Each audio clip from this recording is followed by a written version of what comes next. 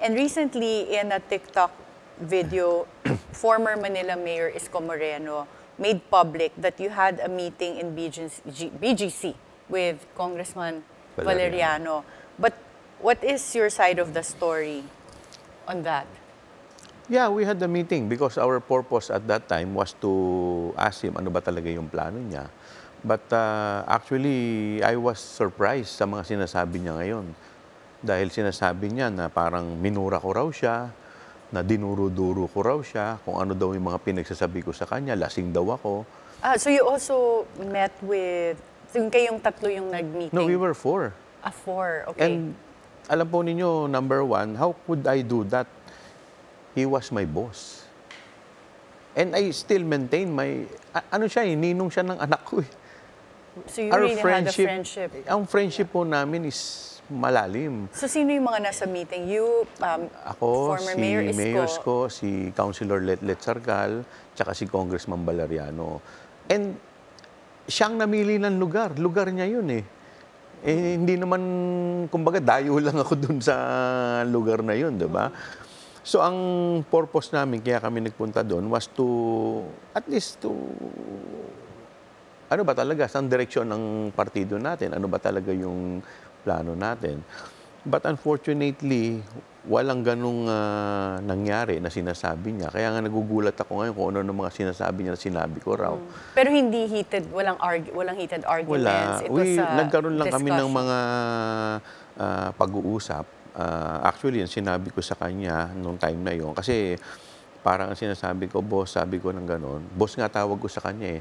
Boss, lahat naman pwede nating labanan, pero sana wag tayo.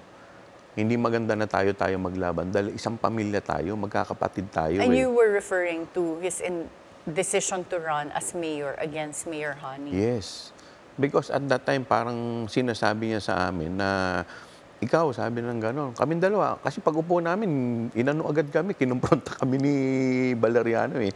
Sabi niya, kayong dalawa, anong sinasabi ninyo kay Brian, referring to Congressman Brian Yamsuan, na tatakbo ko, lalabanan ko si Honey. Bakit? Sinabi ko ba na tatakbo ko? Ginanon agad kami. So he was saying na hindi siya tatakbo? Na sinasabi niya na hindi siya tatakbo. So sinasabi niya ng gano'n sa amin na, ano sinasabi niya, na kay Honey kayo. Parang nagulat ako. Wala namang ako sinasabing gano'n kay Congressman Brian Yamsuan na gano'n. So, nagkatinginan lang kami ni Congressman Valeriano. Pero siyempre, ayaw mo namang siyang komprontahin, di ba? So, gano'n lang. Marami siyang mga inaano na hindi ko naman siya pinapatulan. So, parang sinasabi pa niya na lasing daw ako.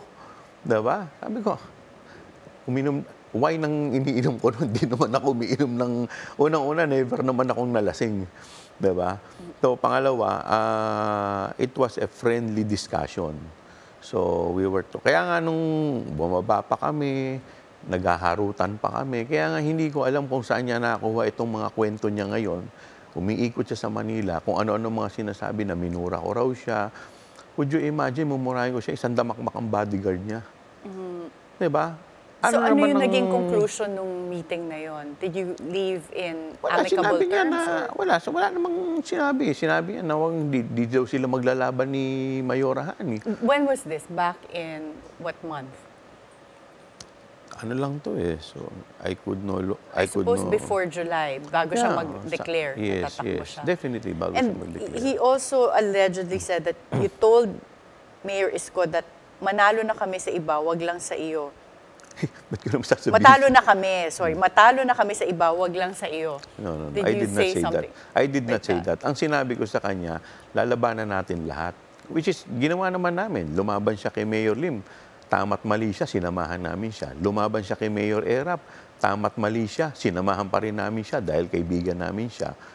Ang point ko doon, labanan na natin lahat, pero wag lang tayo maglaban-laban. Dahil isang pamilya tayo eh. Yun ang pinaano niya sa amin eh. Yun ang training sa amin sa Asenso Manileño. Isang pamilya. So you don't do that to your family, to your allies. 'Di ba? Bakit mo lalabanan ng kaalyado mo? 'Di ba? Ngayon, sinasabi niya ng gano'n. Kung may nakikita kang mali kay Mayora Honey, di sana, you call her attention, you talk to her. And in fact, lahat ng mga department head dyan, puro appointee niya eh. Puro siya mga chosen, ano niya yun eh. Mga bataan niya lahat yun eh. So, ano ang point, di ba? Well, yesterday, Congressman Valeriano was saying that sinasabotage daw ni Mayor Isko si Mayor Hani based on the people na renetain ni Mayor Hani na galing kay Mayor Isko. Do you believe that or do you know if that's true? Well, it seems na ganun nga yung nangyari nung nagkakaroon nga kami ng conclusion, no? Kasi halos lahat ng mga issue, nung nandoon nga kami sa meeting, isa pa nga sa sinabi ko, boss, if you want, magpa-survey tayo, but not based on personality, based on issue. Sabi ko, ang issue naman ngayon, clamping, towing, basura. Diba? Eh, mga bata natin yan. Sinabi ko, mga bata natin yan, pero hindi ko sa kanya masabi na, boss, mga bata mo yan eh. Diba? Siyempre, hindi ko naman siya madiretsyong gano'n dahil boss ko nga siya eh. So, alam mo, Karen, sa totoo lang, until now, marami akong naririnig na sinasabi niya. But still, yung love ko sa kanya at yung respeto ko sa kanya nandoon pa rin. Dahil genuine yung pagmamahal ko sa kanya eh. Kaya lang naman ako pumunta kay Mayora. Parehas ko silang mahal eh. Parehas ko silang tinuring kapatid. Ninong at ninang ng mga anak ko yan eh. Kaya lang pinili ko si Mayora because that is the right thing to do. You don't do that to your ally and to your considered as friends and family. Hindi lang kami basta ally politically. All alone, I thought, yung friendship namin is beyond or transcend beyond politics. Di ba? And do you think maayos pa yung relationship? Because it sounds like you were all very close. Meron pang Thursday club that weekly that you guys eat together with Mayor Isko and Mayor Hani. So, in fact, maayos pa ba to? In fact, sinabi niya na matagal daw namin siyang hindi kinausap. Pero nung April lang, we had this dinner with Secretary Jerry Acosar. Nagdi-dinner kami ni Secretary Jerry Acosar.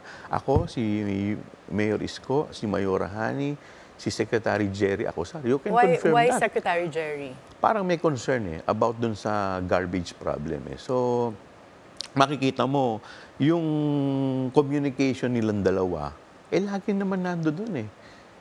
Diba? In fact, yung chief of staff ni Mayora Hani at yung secretary niya, mag-asawa. Talagang intertwined lahat kami. Are you worried that, for example, if you win a second term and then there's a change in the mayor leadership and you took the side of Mayor Hani for the elections and Mayor Isko wins, that you'll be less effective in delivering changes and reforms in your district because of tensions? Well, siguro that will be one of the concern, diba? Because maraming bagay pa rin talaga pagkakakampi mo yung mayor kung talagang alay mo, diba? Mas marami kang may di-deliver na services sa district mo. At ako sa totoo lang, masakit sa akin itong nangyari because I love both of them. And I treat them both with respect. But this thing happens wala namang may gusto nito eh. Sabi ko nga, kung una pa lang, nung bago siya tumakbong presidente, sana sinabi niya na, Mayora, tatakbo akong presidente. Pag nanalo ko, tuloy-tuloy ka na. Pero pag hindi ako nanalo, okay ba sa'yo? Nababalik ako. Ngayon, pumayag si Mayora at tumakbo si Mayor Isko na mayor at lumaban si Mayora, mali si Mayora. Sasamahan ko si Mayor Isko. Pero wala namang ganung arrangement eh. So sa akin, at from day one, lagi sinabi niya na sa amin. Si Mayor Isko, sinabi niya sa amin.